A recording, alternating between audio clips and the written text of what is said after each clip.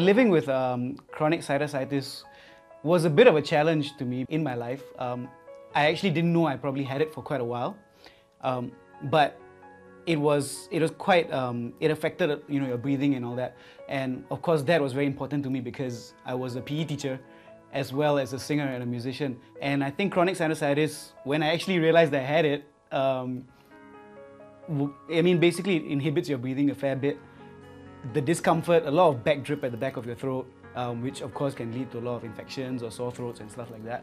I think it was an accumulation of factors actually that led me to go and see a doctor about it.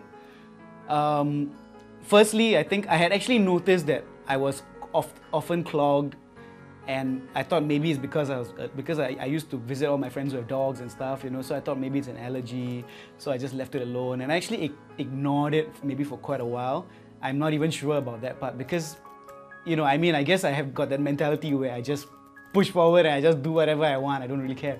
But I guess when it hit that point when we were recording our album, and my producer said that, your voice suddenly has got a lot more mid-range frequencies, which actually kind of indicates that your voice gets a bit nasal. And that is when I was like, okay, and if I wanted to cover a singing career, I can't really afford to sound like that or sound inconsistent all the time. And that's when I decided to go and see a doctor and see an ENT specialist. We started off with a CT scan initially to see how clogged my sinuses were. When I first was prescribed medication, I was under a course of steroids as well as a decongestant and a routine of nasal rinse. I guess what happened at the end of it was that we kind of found out that the steroids and all didn't really help so much. Maybe there was a very, very slight improvement, but surgery was definitely probably a better option.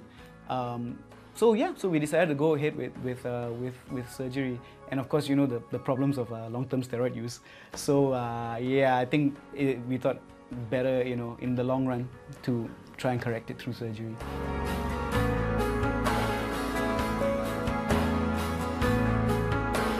The balloon sinuplasty was quite an interesting procedure actually. I believe at that point in time it was something quite new. So of course I had my concerns, and my main concern was how long it would take to recover from the operation. The surgery itself was surprisingly quick.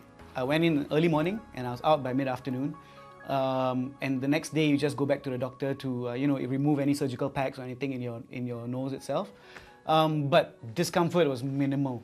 I barely felt anything.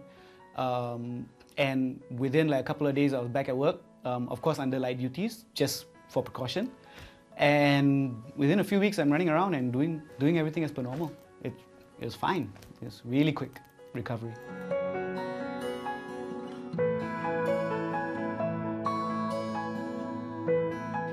Well, definitely for one thing, I think after recovery I could breathe a lot better. I didn't quite realize it because I had chronic sinusitis for a while, and I guess I got so used to that feeling that when I actually recovered, I was like, wow, I can actually breathe so much better through both nostrils for once. And also singing wise, I guess even people noticed that my voice was slightly different from the whole nasal thing, and I was back to my more natural sounding voice, and that was definitely probably one of the happiest points for me.